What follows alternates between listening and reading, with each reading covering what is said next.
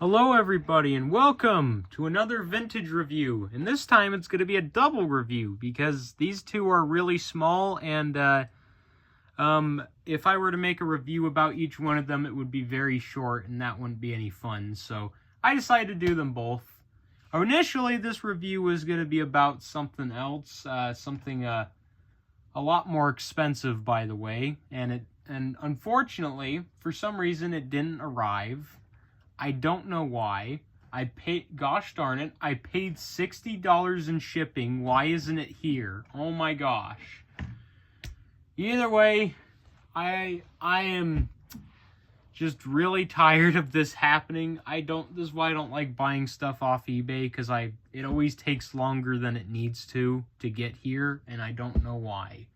It's like the Lost World Utah Raptor. Like, it took longer than it needed to, and honestly, if you know what it's like waiting for a package that you really want to arrive, it's not fun.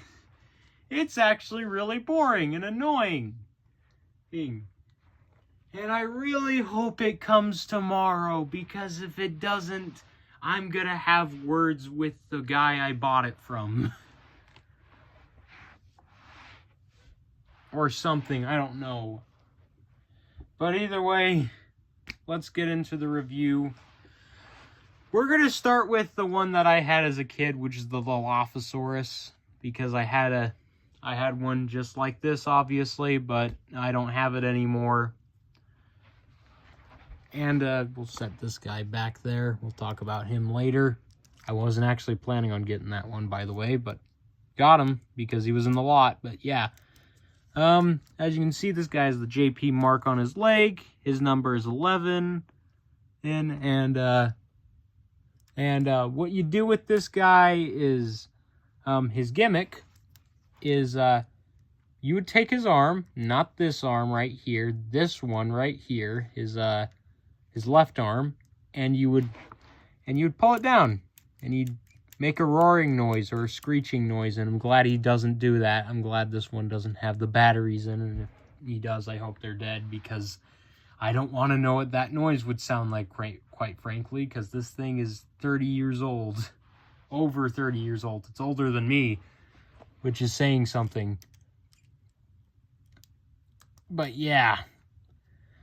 Overall, and of course, as a removable frill with an okay amount of detail. Like, it's not meant to be groundbreaking. It's a frill, you know. You're here for the Dilophosaurus. The Dilophosaurus's color scheme isn't all that great. Overall, when you look at the head of this thing, you can tell that they were definitely trying to make it look like the movie, because it's very clear, as the top part of that head is very pretty much basically just a copy of the movie. But the thing that really makes this not look like the movie is the fact they didn't do the bottom jaw right. It's not the right bottom jaw. They almost had it, but then they just ruined it with the bottom jaw piece, and it looks really goofy. That's why I say the rubber one is better. Also, this guy is... Actually, no. I don't know why that separate piece, by the way, that doesn't twist. I don't know why. Maybe it does. I'm not sure. Maybe it's just glued on there, and this guy just broke it. I don't know. But fun fact about this toy, it actually had, like, 2 releases, I believe. And out of the 2... This is, of course, you have this is one of them. And the other one is a Hasbro toy. And out of the 2, I do prefer this one, because I've seen the Hasbro one. It's hideous. It looks horrible. It's a terrible repaint. It's the other one basically just looks like a bootleg, kind of looks like a bootleg version of this almost. And by that, I mean, it's just it's almost the exact same color scheme. Like, Hasbro almost did nothing different. They changed almost nothing about it. So, yeah, I'm never going to get the Hasbro one. Well, maybe I will if I, am a completionist. I'm going to put the frill back on this guy, but I think my original one had a frill, but one thing I do know is my original one didn't have a bent foot. As you can see, mine has a bent foot. If you guys know how to fix that, please let me know so I don't have to constantly have this guy sit down like the young T-Rex. I wonder what causes their feet to bend like that. Like, this thing's made out of plastic, so I don't even know what happened to this guy. But maybe I could, like, dip that into, like, some warm water or something. I don't know. I don't know how plastic works completely. But yeah, basically, I had a lot of fun with this toy as a kid, despite how somewhat ugly it is. It is pretty good still, though. And what I would do is I would go out in the neighborhood, and there's these cherry trees in the neighborhood. And I always grab like a cherry, and I would like pretend like the cherry was like a piece of meat or a piece of a corpse, and I would have the dilophosaurus like eat it, and its mouth would get all red and stuff. I had some very red teeth. I don't know how red they were, but I know I did that as a kid, and I loved it. It was a lot of fun because it was the closest thing I had to, actual like meat and stuff I could feed these things, because I didn't like grab anything out of my fridge because that would have been a waste of food. But yeah, you also have some more details there. You got all the scales and the bumps. I'm going to remove the frill so you guys can see it better. But you got all those scales and bumps on his back, and his body's covered in some of those. Got some pretty good underbelly detail going on. Again, it's kind of like the Stegosaurus, where they were getting somewhere, but then they kind of messed up on the head. Like, something went wrong with the head. It's just they couldn't get the head right. They were getting somewhere, and then they kind of just gave up as soon as they got to the head. Well, not fully, but on to the next one, the Screaming Raptor. Never had this guy as a kid, and I was never interested in him. And I still kind of am not. It's still cool to have it, but I do prefer the regular Jurassic Park Raptor.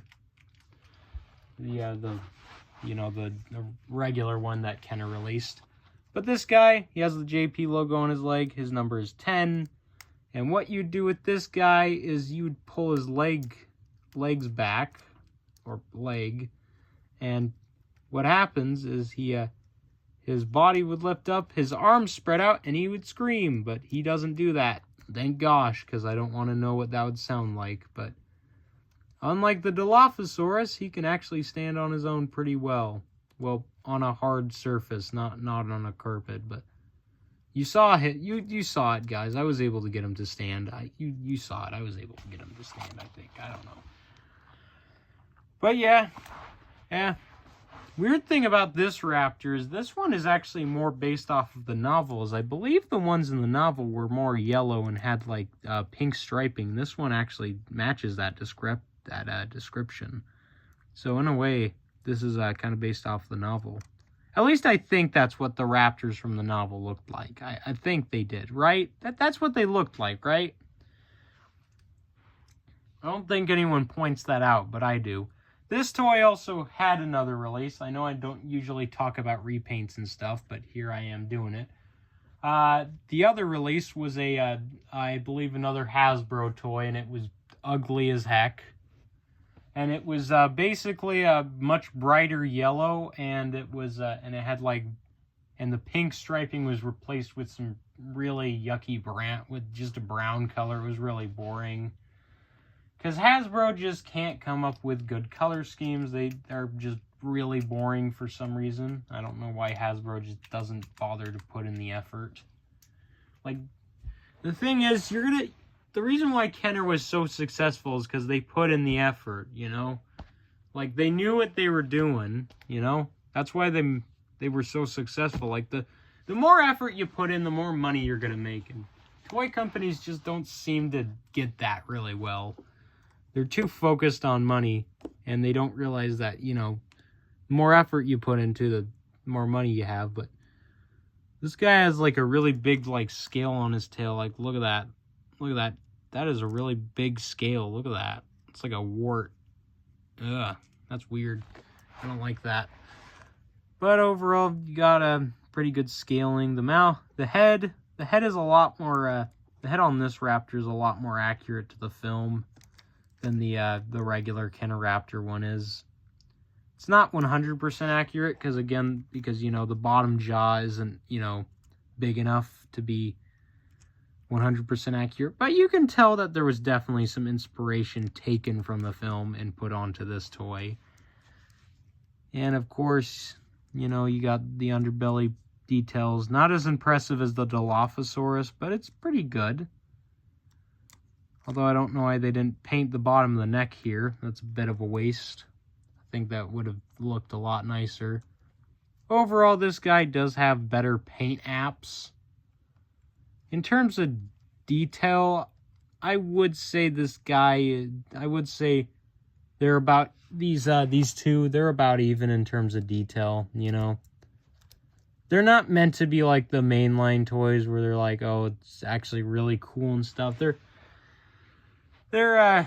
just their own thing. They're somewhat ugly, but they also look good at the same time. Like, you know, it's confusing. But as for some comparisons, I didn't bring out a lot to compare to this time because I really didn't feel like it. Because it's getting late like last time, and I am just really tired. It's been a long day. I really hope my package arrives tomorrow, or I'm going to be even more tired if that happens, because then, oh my gosh, it's going to be a very big mess. But yeah, here he is next to the tiger atrociraptor, this guy, and here's the dilophosaurus next to Blue.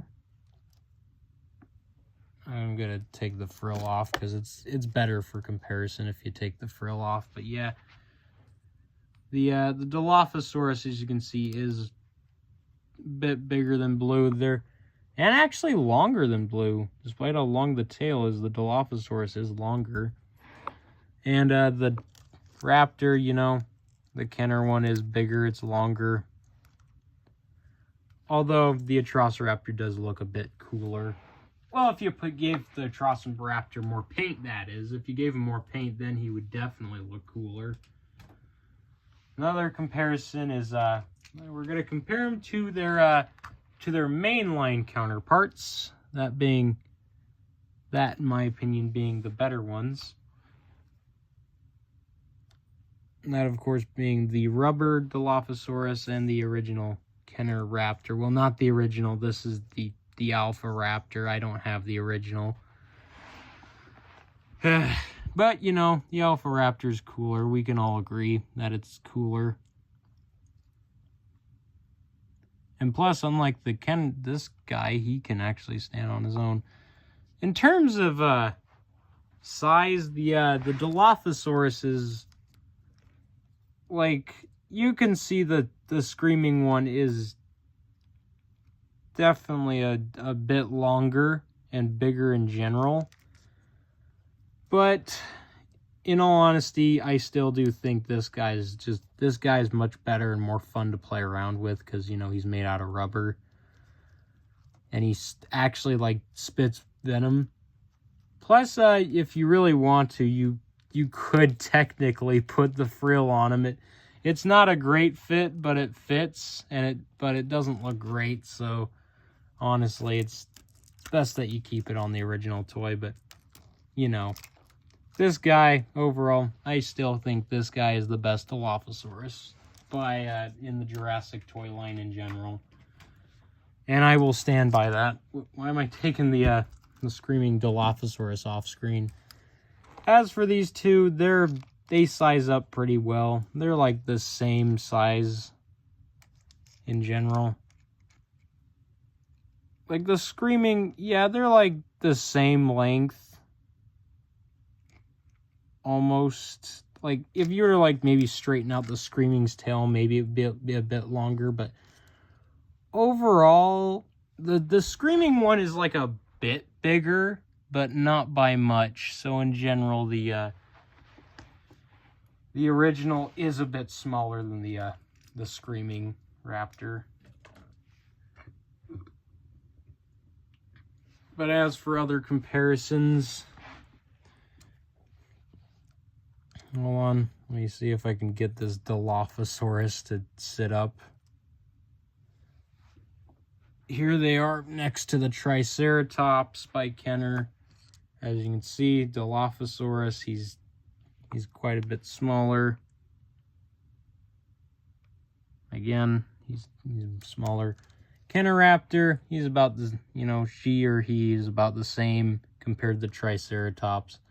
But you would probably have these toys try to attack the Triceratops, but Triceratops would just, Triceratops would just, knock them over like so. And here they are in comparison to the Series 2 young T-Rex, because I don't want to bring out the other one, because the other one does not stand on its own. And I don't want to go through the heck of trying to stand it up, because I already went through enough heck as it was in the last review. Man, I really hope I can get better sleep this night, because I have not been getting good sleep lately. Please pray that I will get better sleep, guys, because honestly, it just makes me a much more energetic and happier person. That's why I've had low attitude. What do you want? Gosh darn it. But as you can see, the young T-Rex is quite a bit bigger than the raptor. And the Dilophosaurus, it's about the same again. It's it is what it is. I can't get Dilo to stand. Man. But as you can see, again, the young T-Rex is a bit bigger by quite a bit. Here they are in comparison to the Utah Raptor. The Kenner Series 2 Utah Raptor. As you can see, again, quite a bit smaller. Because, that's to be expected. It's the Utah Raptor. It's meant to be bigger. And, of course,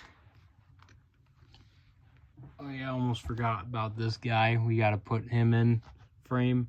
As you can see, he's bigger, He's quite a bit bigger than both of them. Well, not by much. He is bigger than them, though. Just had to bring him out for a second.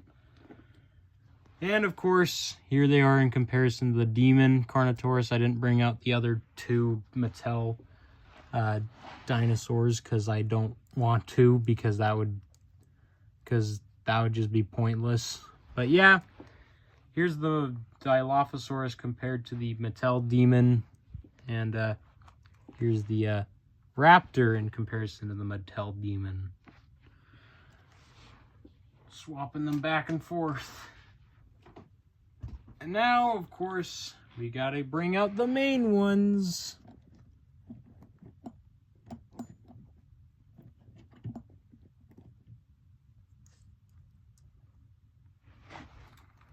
But yeah, as you can see,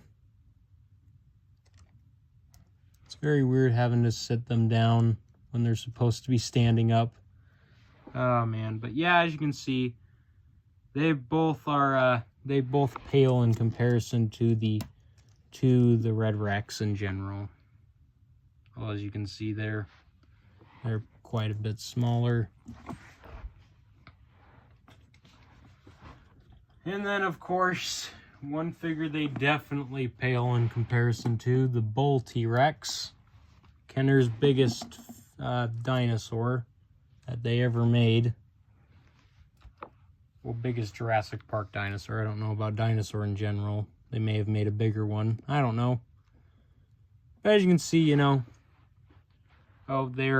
quite a bit smaller because, these are the kinds of toys you would probably feed to the Bull T-Rex. If you take off the Dilo's frill, you could kind of feed them to the Bull T-Rex if you're really wanted to. But he's made out of plastic, so he wouldn't fully go down the bull T-Rex's gullet because he's a bit too big. Because, you know, you're really just meant to feed really small dinosaurs and human action figures to the bull T-Rex. But yeah, you know, they're cool. I'm happy to have them in the collection. I just wish that my package had arrived, and I just really hope I can get some good sleep tonight, because, man, I've not been sleeping very good recently. I'm going to be honest with y'all.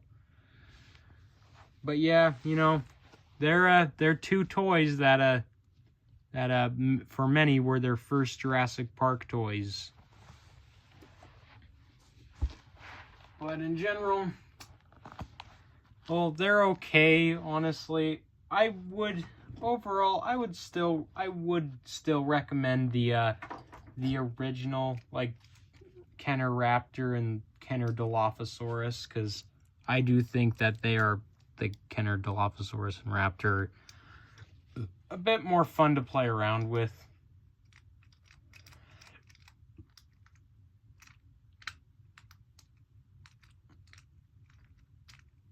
They're just a lot more fun to play around with because they got more gimmicks and all that. And in general, you know, the other Dilophosaurus is made out of rubber, and the other Kenner Raptor actually, like, opens and closes its mouth. This thing has its mouth constantly open. I don't know why Kenner kept its mouth constantly open. You'd think they'd maybe make it open when you, like, make it roar or something. It's very weird, you know? The alternate version of the Screaming Dilophosaurus doesn't have an opening and closing mouth, but the alternate version of the Screaming Raptor, well, the regular Raptor, does have an opening and closing mouth. It's very weird. It's a very weird thing I just realized, you know?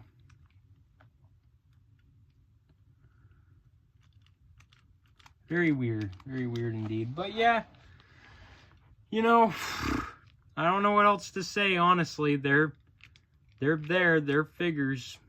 They have a presence, you know. But anyways, would I recommend them?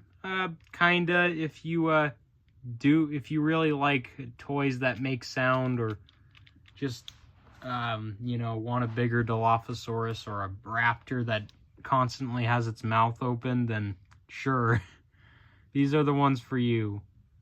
Or if you're just a completionist or have some nostalgia for these toys, then I'll respect that.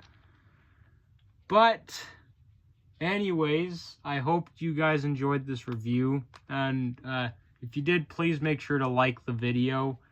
And also, hit the subscribe button if you want to, that is. But anyways, hopefully the next review is gonna be the thing that I promised the next review would be last time. You know? Oh, hopefully next review will be the review I wanted to do right now. Hopefully that will be it, the review of all vintage reviews, you know? You know what I'm saying? But yeah, obviously, even after that next vintage review comes out, I'll still have a couple vintage reviews to come out, because, you know, I still got to review these two, and then there's the Lost World Stegosaurus. I don't know if I'll do a review on the Kenner humans. I personally don't think there's a point, because they're not very interesting. But hopefully the next review will be the one I've been waiting to do, apart from the, you know, the Series 2 Young T-Rex, because, you know, this guy's pretty cool. He was one that I just had to do as soon as I got him, because he was just, it was too cool to pass up, man. It was too cool. Too good of an opportunity.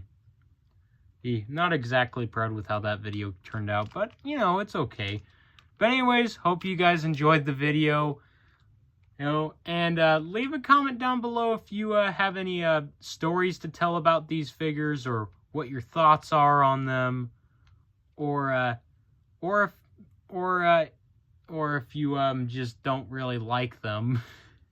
And I guess you could give your thoughts about how bad they are, which I don't think they're bad. I think they're pretty good toys. They get it done. Like, they're nothing like super impressive by Kenner. Again, these aren't their best toys, but yeah. Anyways, not gonna let you guys listen to me ramble any longer. Until next time, I will see you all in the next vintage review, which will hopefully be the one that I have waited to do. Whatever. I've said that enough. Anyways, I'll see you all next time.